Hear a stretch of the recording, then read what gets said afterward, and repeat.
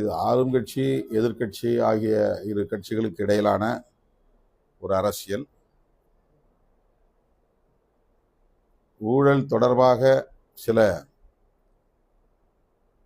நடவடிக்கைகளை மேற்கொள்ளப் போகிறோம் என்கிற அடிப்படையில் முதலமைச்சர் இந்த கருத்தை சொல்லியிருக்கிற சூழலில் அதை எதிர்கொள்ள நாங்கள் தயாராக இருக்கிறோம் என்கிற அடிப்படையில் எதிர்க்கட்சி தலைவரும் கருத்து சொல்லியிருக்கிறார். ஆளும் கட்சிக்கும் எதிர்க்கட்சிக்கும் இடையிலான இந்த அரசியலில் நாம் கருத்து சொல்வதற்கு எதுவும் இல்லை.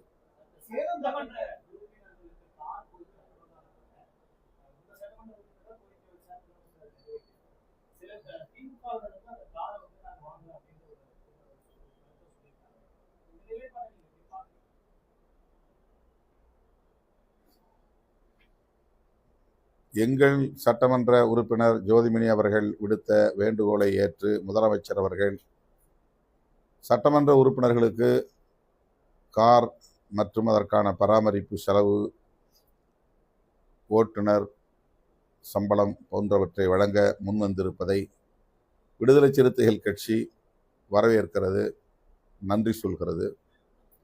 விருப்பமில்லாதவர்கள் அதை வாங்க மறுதளித்தால் அது அவருடைய தனிப்பட்ட விருப்பம், தனிப்பட்ட உரிமை. ஆகவே அதில் கருத்து சொல்ல ஏதுமில்லை. தேவைப்படுவோர் அதை பெற்றுக்கொள்ளலாம், பயன்படுத்தலாம்.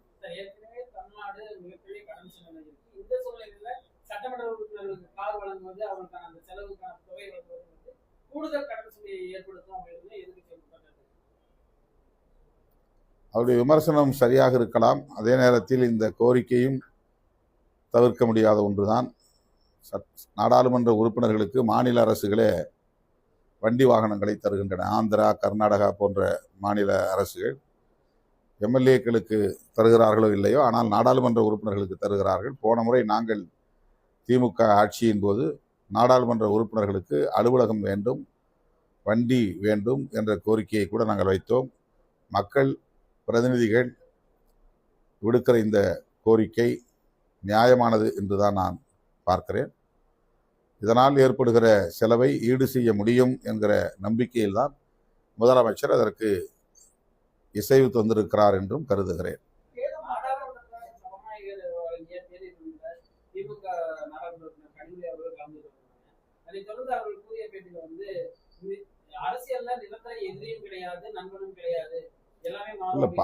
டெல்லியில பார்லிமெண்ட்ல தேநீர் விருந்தில் பங்கேற்கிறது, திருமண நிகழ்ச்சியில பங்கேற்கிறது அப்படிங்கிறதெல்லாம் ரொம்ப சாதாரணமான ஒரு நிகழ்வுகள் தான்.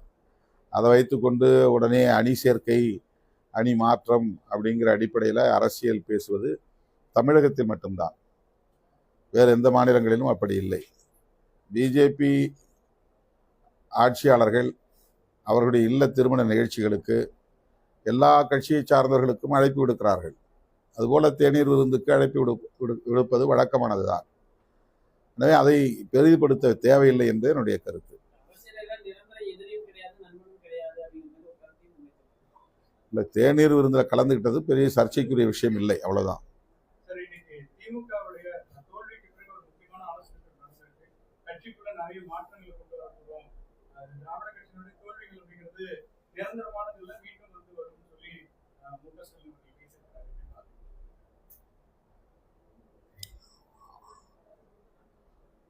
திராவிட முன்னேற்ற கழகத்தை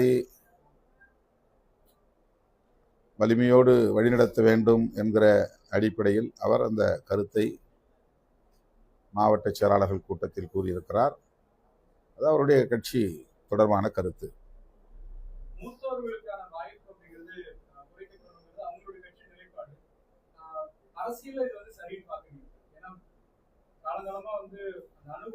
நாங்களே விடுதலை சிறுத்தைகள் கட்சியிலே அது மாதிரி தான் வயது வரம்பெல்லாம் நிர்ணயம் செய்துதான் பொறுப்பாளர்களை நியமனம் செய்து வருகிறோம். டீசென்ட்ரலைசேஷன் ஆஃப் பவர் என்கிற அடிப்படையில் அதிகாரத்தை ஒரு குறிப்பிட்ட இடத்தில் குவிக்கக்கூடாது, அதை மேலும் மேலும் பரவலாக்கம் செய்ய வேண்டும் என்கிற அடிப்படையில் 234 சட்டமன்ற தொகுதிகளுக்கும் தொகுதி மாவட்ட செயலாளர்கள் என்று 234 பேரை நாங்கள் நியமனம் செய்திருக்கிறோம். அதே போல இளைஞர் அணிக்கு 50 வயதுக்கும் கீழே உள்ளவர்களுக்கு மட்டும்தான் வாய்ப்பு. அதே போல பெண்களுக்கு 10% கட்டாயம் கட்சி துணைநிலை அமைப்புகளில் பொறுப்புகள் வழங்குவது என்ற நிலைப்பாட்டை எடுத்திருக்கிறோம். தலித் அல்லாதவர்கள் இந்த கட்சிக்குள் ஏராளமானவர்கள் இருக்கிறார்கள் என்ற நிலையில் அவர்களுக்கும் மாவட்ட நிர்வாகத்தில், மாநில நிர்வாகத்தில் தலித் அல்லாதவர்களுக்கு கட்டாயம் 10 விழுக்காடு அளவிலே பொறுப்பாளர்களை நியமனம் செய்வது என்கிற நிலைப்பாட்டை எடுத்திருக்கிறோம். இதுவெல்லாம் கட்சியின் கட்டமைப்பை வலிமைப்படுத்துவதற்கான ஒரு முயற்சி. அந்த முயற்சி இப்போது திமுகவிலும் மேற்கொள்ளப்படுகிறது என்பதை அறிந்து மகிழ்ச்சி அடைகிறேன்.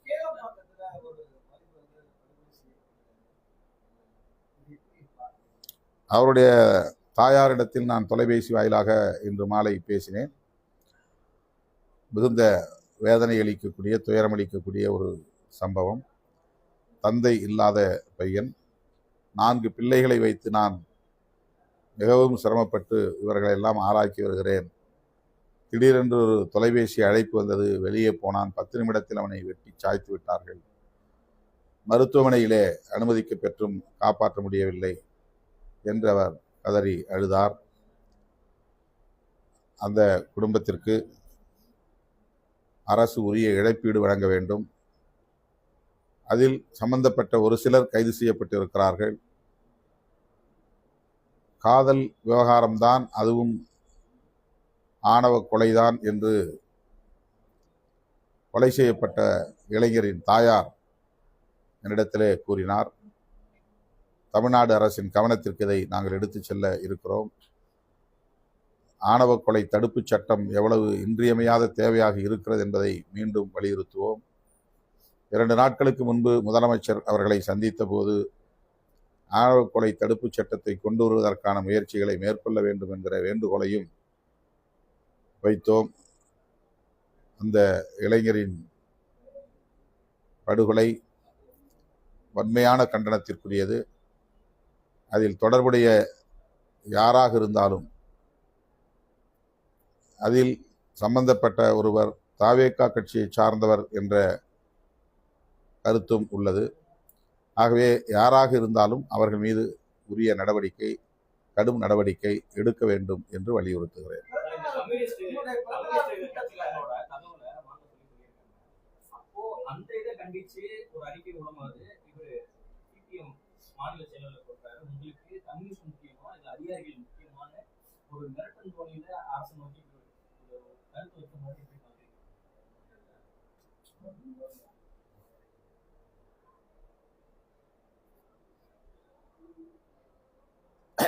மார்க்சிஸ்ட் கம்யூனிஸ்ட் கட்சியின் மாநில செயலாளர் விடுத்துள்ள அறிக்கை மிகவும் கவனிக்கத்தக்க ஒன்று. அதிகார வர்க்கத்தை சார்ந்தவர்கள்,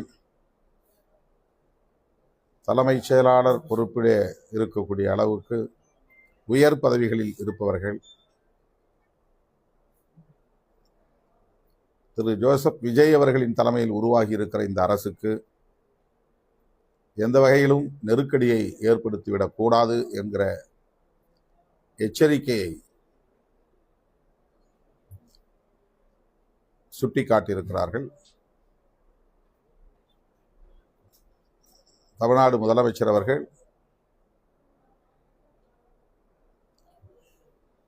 அதை கவனத்தில் கொள்ள வேண்டும் என்பது என்னுடைய வேண்டுகோள்.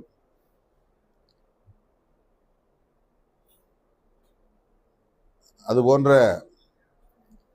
நடவடிக்கைகளால் தோழமை கட்சிகளிடையே உள்ள உறவு எந்த வகையிலும் பாதிக்கப்பட்டுவிடக்கூடாது என்கிற அந்த பொறுப்புணர்வோடு நானும் திரு சண்முகம் அவர்கள் கூறியதை ஒரு வேண்டுகோளாக முன்வைக்கிறேன்.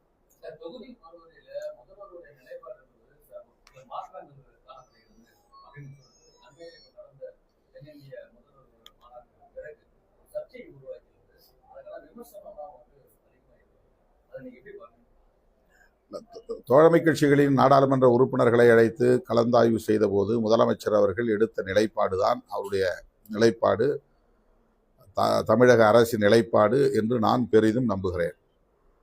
அதாவது, தற்போதைக்கு நாடாளுமன்ற தொகுதி மறுவரையறை தேவையில்லை, 25 ஆண்டு காலத்திற்கு அதை தள்ளி வைக்க வேண்டும் என்கிற அந்த நிலைப்பாடு.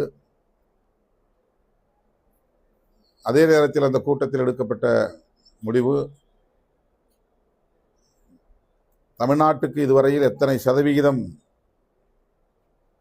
இந்த பங்களிப்பு இருந்ததோ அது அப்படியே தக்க வைக்கப்பெற வேண்டும் என்கிற நிலைப்பாடாகும். இந்த கருத்தின் அடிப்படையில் தான் அவர் அங்கே பேசியதாக நான் கருதுகிறேன். அந்த கூட்டத்தில் எடுக்கப்பட்ட முடிவிலிருந்து தாவேகா மாறாது, தமிழ்நாடு அரசு மாறாது என்றும் நான் நம்புகிறேன்.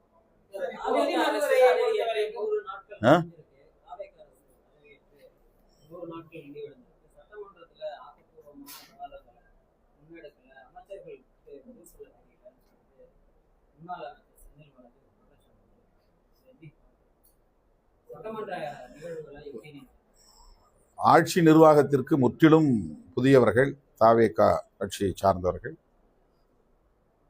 இந்த 100 நாட்களில் அவர்கள் பொதுமக்களிடையே பெரிய அளவில் எந்த கெட்ட பெயரையும் எடுக்கவில்லை. அவர்களுக்கு விவாதிக்க தெரியவில்லை, பதில் சொல்ல தெரியவில்லை என்பது ஜனநாயகத்தில் ஒரு பெரிய குறைபாடு இல்லை. அவர்கள் நிர்வாக திறமையற்றவர்கள் அல்லது லஞ்ச லாவண்யம், ஊழல் போன்றவற்றுக்கு இடம் கொடுத்து விட்டார்கள் என்கிற அடிப்படையில் எந்த விமர்சனமும் இதுவரை எழவில்லை.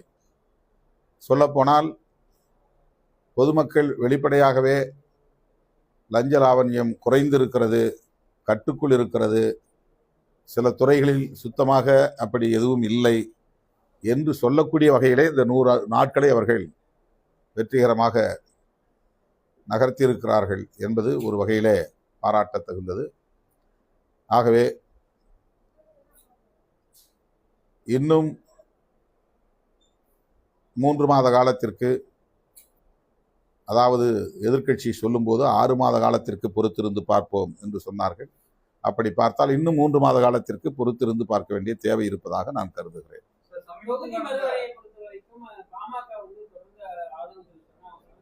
மக்கள் தொகை அடிப்படையில் தான் நாங்கள் இதை எதிர்த்திருக்கோம். ஆனால் இந்த விகிதாச்சார அடிப்படையில் வந்து தமிழ்நாட்டுக்கு நல்லது அப்படின்னு சொன்னாங்க. அதே வேளையில் பிசிக ஆதரவு தெரிவிப்பதற்கு காரணம் கட்சியை காப்பாற்றுவதற்கு தான் இந்த முடிவை வந்து அவங்க எடுத்துருக்காங்க. நேற்றைக்கு சட்டமன்றத்தில் கணேஷ் பேசியிருக்காரு. கட்சியை காப்பாற்றியாக வேண்டும் என்கிற அளவுக்கு என்ன எங்களுக்கு நெருக்கடி இருக்கிறது என்று எங்களுக்கு தெரியவில்லை. தாவேகா ஆட்சி அமைக்க வேண்டும், இங்கே குடியரசுத் தலைவர் ஆட்சி வந்துவிடக்கூடாது என்கிற அடிப்படையில் காங்கிரஸ், இடதுசாரிகள் முடிவெடுத்தார்கள். தோழமை கட்சிகளின் அந்த முடிவை ஒட்டி நாங்களும் முடிவெடுத்திருக்கிறோம். அவ்வளவுதான். இதில் கட்சியை காப்பாற்றக்கூடிய அளவுக்கு காப்பாற்றியே தீர வேண்டும் என்று முடிவெடுக்கக்கூடிய அளவுக்கு எந்த நெருக்கடியும் எங்களுக்கு இல்லை. எங்களை பொறுத்தவரையில் தென்னிந்திய மாநிலங்கள் பாதிக்கப்படுகின்றன என்கிற அடிப்படையில் மட்டுமல்ல, ஒட்டுமொத்தத்தில் ஜனநாயகமே கேலிக்கூத்தாகிவிடும். நாடாளுமன்ற உறுப்பினர்களின் எண்ணிக்கையை பெருக்கினால் மக்கள் பிரதிநிதிகள் அங்கே கருத்துக்களை முன்வைப்பதற்கு, விவாதிப்பதற்கு கூட வாய்ப்பில்லாமல் போய்விடும். அந்த பிரதிநிதித்துவம் நீர்த்து போகும் என்கிற அடிப்படையில் இந்த எண்ணிக்கையை அப்படியே நிலைப்படுத்த வேண்டும். அதற்கு மேல் எண்ணிக்கையை கூட்டுவதற்கு எந்த முயற்சியையும் மேற்கொள்ளக்கூடாது. அமெரிக்காவில் அப்படித்தான் அந்த எண்ணிக்கையை அவர்கள் நிலைப்படுத்தி இருக்கிறார்கள். சில மாநிலங்கள் மட்டுமே மாகாணங்கள் மட்டுமே இருந்த காலத்தில் என்ன எண்ணிக்கை இருந்ததோ அதே எண்ணிக்கை தான் இன்றைக்கு 50 மாகாணங்களாக பெருகியிருக்கிற நிலையிலும் அமெரிக்கா பின்பற்றி வருகிறது. ஆகவே மக்கள் தொகை பெருக்கத்தை பற்றி அவர்கள் கவலைப்படவில்லை. ஒரு அவையில் எவ்வளவு பேர் எண்ணிக்கை இருக்கலாம் என்பதை மட்டும்தான் கவனத்தில் கொள்கிறார்கள். ஒரு அவை எப்படி ஜனநாயகத்தை பிரதிபலிக்கும், பாதுகாக்கும், பின்பற்றும் என்கிற அடிப்படையில் தான் அந்த முடிவை மேற்கொள்ள வேண்டும் என்று விடுதலை சிறுத்தைகள் கட்சி வலியுறுத்துகிறோம். அதில் எல்லோருக்கும் சமமாக 50% எண்ணிக்கையை உயர்த்துவோம் என்பதும் ஏற்புடையதல்ல. நாடாளுமன்ற தொகுதிகளை மறுவரையறை செய்ய வேண்டிய அவசியமே இல்லை. எனவே அந்த டீலிமிட்டேஷன் என்பதே கூடாது என்பதுதான் விடுதலை சிறுத்தைகளின் கருத்து. பாஜகவினுடைய நிலைப்பாட்டுக்கு ஆதரவாக செயல்பட வேண்டும் என்கிற அடிப்படையில் கருத்து சொல்கிறது. அதற்காக எங்கள் மீது அவர்கள் விமர்சனம் வைப்பது ஏற்புடையதல்ல. பொதுக்கூட்டம் இல்ல, மாநாடு. உங்களுக்கு அது பொதுக்கூட்டமா தெரியுதா?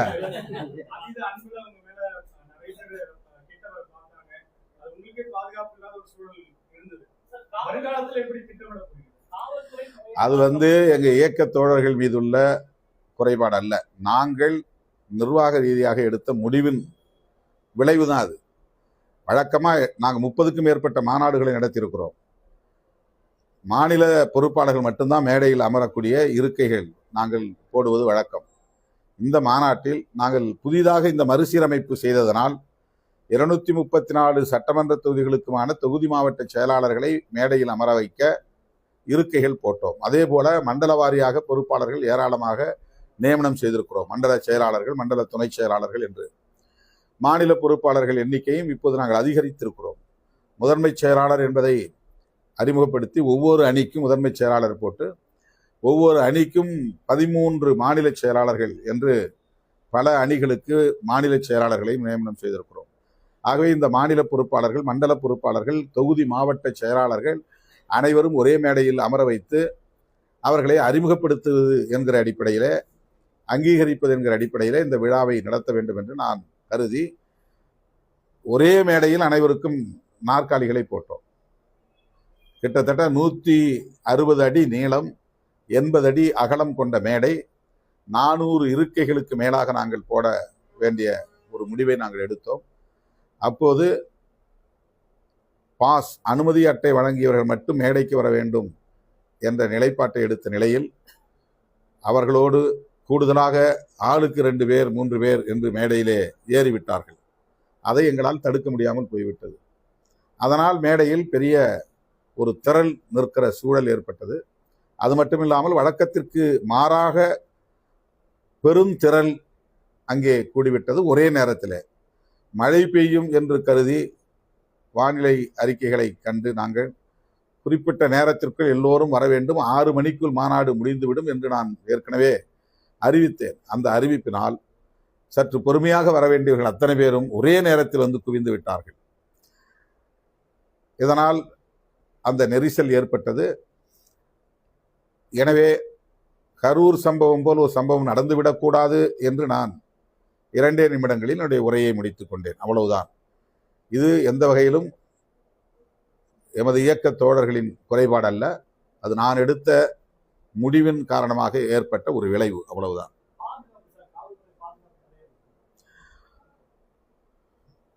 இந்த மாநாட்டை விமர்சனம் செய்யக்கூடியவர்கள் அல்லது என்னை விமர்சனம் செய்யக்கூடியவர்கள் யாருமே நீங்கள் சிந்திக்கிற அடிப்படையில் சிந்திக்கவில்லை, பேசவில்லை.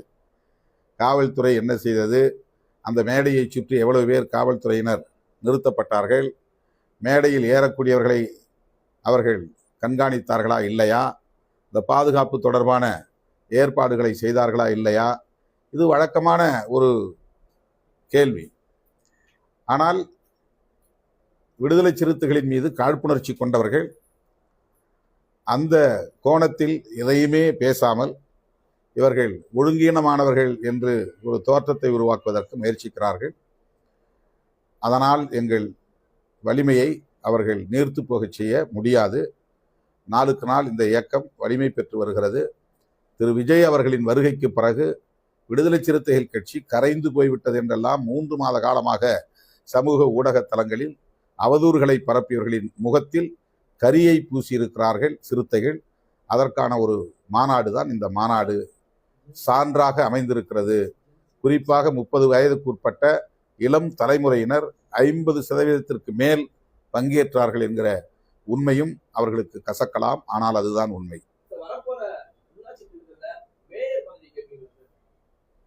அதெல்லாம் நாங்கள் இன்னும் முறைப்படி கூட்டணி பேச்சுவார்த்தை நடத்தி அதிகாரபூர்வமாக கூட்டணியை அறிவித்த பிறகு கேட்க வேண்டிய கேள்வி.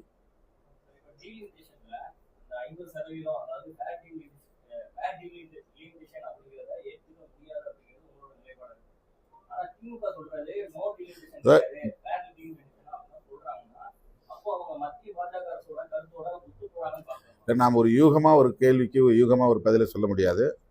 ஏற்கனவே நாங்கள் திமுக கூட்டணியில் இருந்தபோது அந்த டீலிமிட்டேஷன் பில் வந்த உடனேயே முதலில் கடுமையான எதிர்ப்பை தெரிவித்தது திமுக. அதை ஒட்டி எல்லா எதிர்க்கட்சியிலும் நாங்கள் ஒருங்கிணைந்து மக்களவையிலும் மாநிலங்களவையிலும் பெரும் குரல் எடுத்து பேசினோம். அதன் விளைவாக அன்றைக்கு அது தோற்று போனது. ஆகவே எதிர்காலத்தில் என்ன முடிவை திமுக எடுக்கப் போகிறது என்பதை பொறுத்திருந்துதான் நாம் பார்க்க வேண்டும். எங்களை பொறுத்தவரையில் அந்த பில் வரணும். அந்த பில் வந்து என்ன சொல்லணும்னா, இந்த இருக்கிற இப்ப 545 43 543 அந்த 543 அப்படியே வந்து ஃப்ரீஸ் பண்ணணும். அந்த எண்ணிக்கை இனிமே எப்போதுமே கூடுதலாக அறிவிக்க மாட்டோம், மாற்ற மாட்டோம் என்று ஃப்ரீஸ் செய்ய வேண்டும், நிலைப்படுத்த வேண்டும். இதுதான் விடுதலை சிறுத்தைகள் கட்சியுடைய கருத்து. இந்த கருத்தை எல்லா கட்சிகளும் எதிர்க்கட்சிகளும் பேச வேண்டும். எண்ணிக்கையை பெருக்குவது எந்த வகையிலும் எந்த கோணத்திலும் நாட்டுக்கு நல்லதல்ல, ஜனநாயகத்திற்கு நல்லதல்ல. மக்களவையை கேலிக்கூத்தாகிவிடும்.